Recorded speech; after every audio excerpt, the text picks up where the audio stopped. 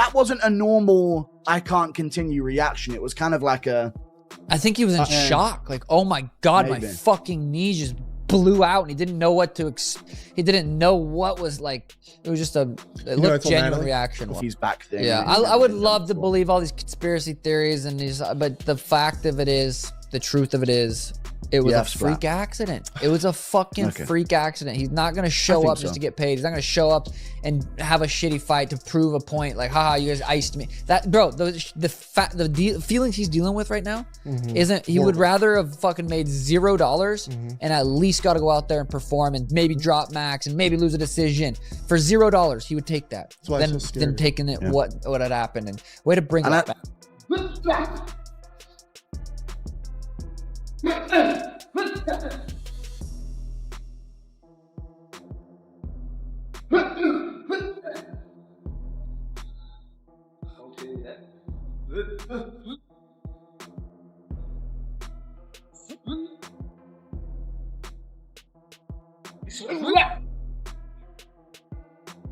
So when we were talking about the guy over here earlier asking about there being a pre-injury, just on my accounts, the face-off that day is at 80 million views, right?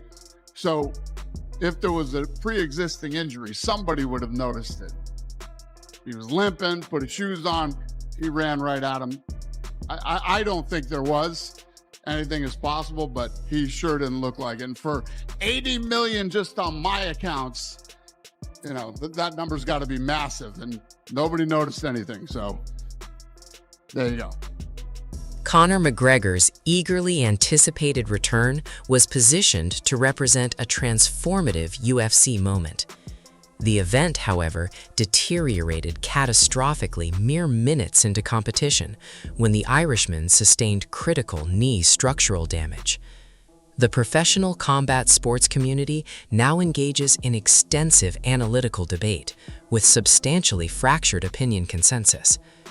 Certain commentators attribute the occurrence to circumstantial misfortune, while others theorize McGregor possessed knowledge of underlying physical concerns preceding or... The last fight, when did you realize that was over? With Conor? Yeah. When he fell down the second time, I was like, oh, this is not good. The first time I thought he just slipped. It's hard to tell. It's wild. It's in the moment. I thought he slipped. And then when he got up and he threw a kick again, I'm like, oh, I don't like how his leg just gave out. That didn't seem like... I'm still hoping he's just slipping. Yeah. I'm hoping he's just freaking out because he hasn't been in the octagon in 5 years. And then he started moving around and he like grabbed his knee and buckled. Okay. And there was some conversation. I didn't notice that. Yeah, there was some conversation going on between him and Max Holloway. And I was like, you know, Max is saying he can't fight, like something's wrong. And he's saying, fight me. He's like, get up. And so he lets him up, and then his knee buckles, and then the referee stops the fight. Yeah. It's always so the very, I think it was the very last fight where the ref tried to call it at the end of the third round, and then because he was saying that there was a concussion issue. I mean, I couldn't tell what was going on. This is the Ilya Topuria fight, the Justin Gaethje fight at the White House. The Topuria Justin Gaethje fight. No, he couldn't see. Okay. He was saying he couldn't see well because something was wrong with his right eye. Well, I mean, it looks like his whole face was puffed up, so he couldn't see anything. But okay, so I thought it was a concussion thing, but it was because of his vision. No. Dana White subsequently addressed the persistent speculation directly. White contended that McGregor displayed no observable discomfort indicators throughout competition week activities or during their confrontational moment. Given the unprecedented global viewership concentration specifically on that encounter footage, White reasoned any legitimate physical impediment would have demonstrated detectable manifestation. Nevertheless, substantial skepticism persisted. The proposition of undisclosed pre-existing injury maintained its position within contemporary... Unbelievable. I mean, the Patty Pimblett thing right before, you just feel it all in the air. Here we go. I mean, I was expecting at least a one-round war, or, you know, who knew what Conor was capable of as far as cardio or whatever else after a 5-year layoff. And, well, there you go. I mean, we're assuming blown ACL. I'm no doctor, but that's what I figured when I saw it, and doctors think the same thing. Oh, what is going to happen next? Well, first of all, we know he's going to have surgery, okay? Is it a torn ACL? Is it a torn meniscus? If it's a meniscus, he might be back within 6 months. If it's an ACL, a year. It could be 18 months. You never know. Maybe that's the end of his career. But he's only got one fight left on his contract, okay? Now, one would assume, and I'm not speaking for the UFC, I'm a commentator, but I'm speaking on behalf of Michael Bisping here. One would assume the UFC are going to try and renegotiate and sign him to a longer contract before he has that next fight. And he has the right to say, I want to have my last fight and be a free man and go off and do my own thing and maybe start his own promotion, his own fight league, maybe box some people, maybe go and box Jake Paul, do some MMA on Netflix. We don't know, right? But if he does have one fight, who is that person going to be? And what will Conor McGregor look like then?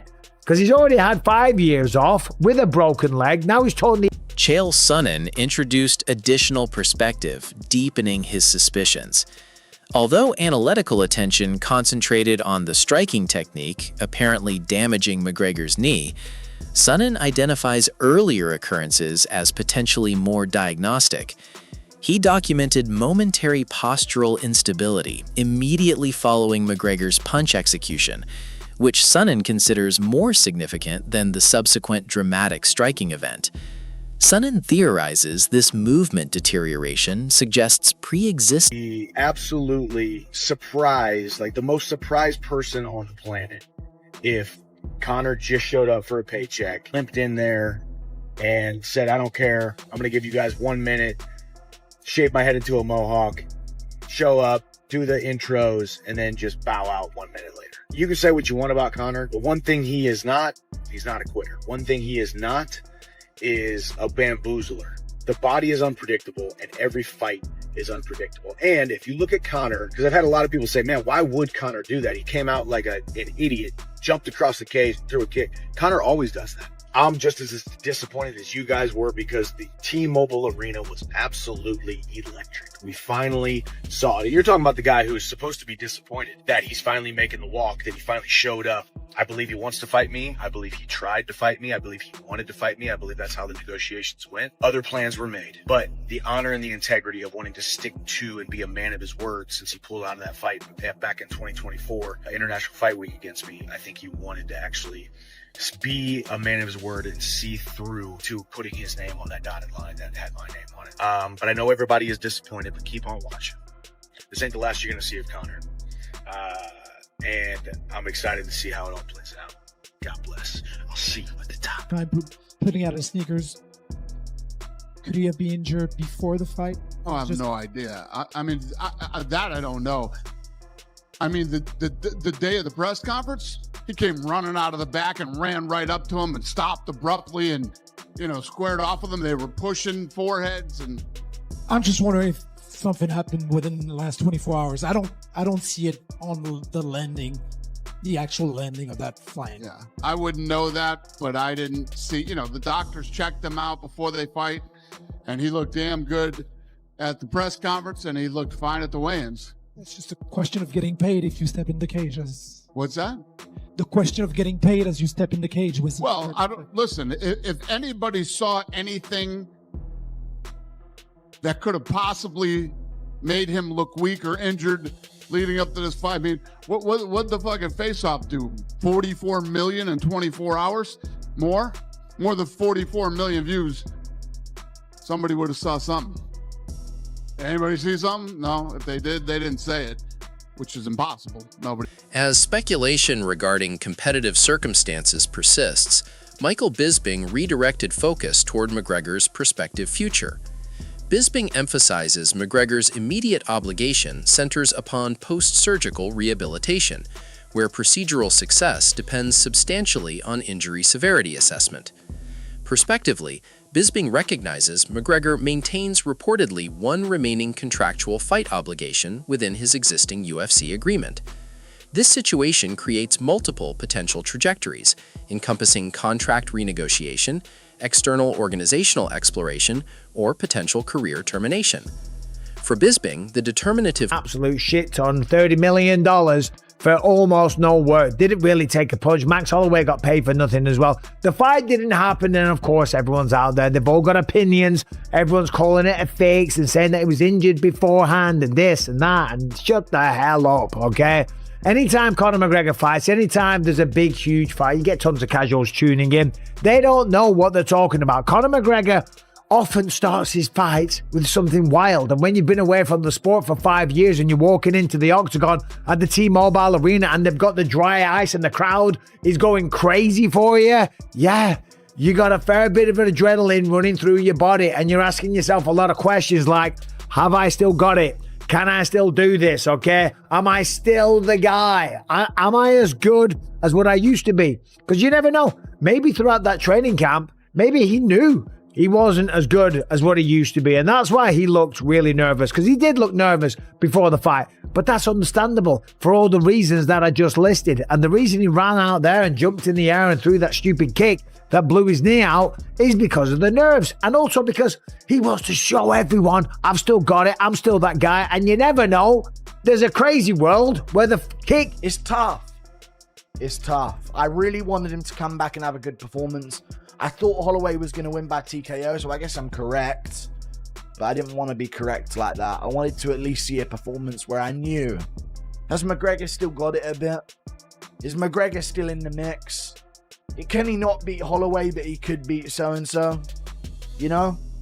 I was thinking, okay, even if Holloway finishes McGregor in round 4 and McGregor looks good early, does he still beat Dan Hooker if he comes back and fights Dan Hooker? You know? It was just a few of those things where I was just hoping I'd get some answers for what level McGregor's at after these 5 years off. To be honest, he did look a little slow, but it was at welterweight, so that's hard to tell because I'm used to seeing him at featherweight and his prime at lightweight, but it sucks, man. I don't know what they're going to do. What possessed characteristics of potentially transcendent comeback narrative transformed catastrophically into disappointing circumstances within singular damaging instance? McGregor has subsequently disclosed his emotional state, communicating profound devastation regarding the severe injury terminating competition prematurely. McGregor reiterated exceptional physical and psychological preparation, categorically refuting insinuations suggesting suboptimal conditioning preceding cage entry. McGregor characterized his pre-competition psychological state as composed, mentally concentrated, and supremely self-assured. McGregor acknowledged ongoing emotional shock regarding the development, metaphorically describing experiencing confrontation with malevolent circumstance, yet maintained unwavering competitive determination. McGregor communicated intention to maintain spiritual commitment, overcome present adversity, and definitively return to competition. This previously exceptional comeback opportunity. I'm absolutely devastated. UFC 329 just ended in a wet fart. As Conor McGregor, in the first second of the main event, sprinted toward Max Holloway, as we all held our hopes high in the air that this was the return of the Max, that maybe, just maybe, potentially he could turn back the clock 10 years from 2026 to 2016 and show us one more time the magic of the Mystic Mac. He sprinted across the cage, took 2 or 3 steps, jumped, and performed a switch kick in midair, landing on his right leg and knee, and it immediately buckled. He tore his ACL, potentially his meniscus, and the fight was essentially over before it even began. Do you think Conor McGregor fights again?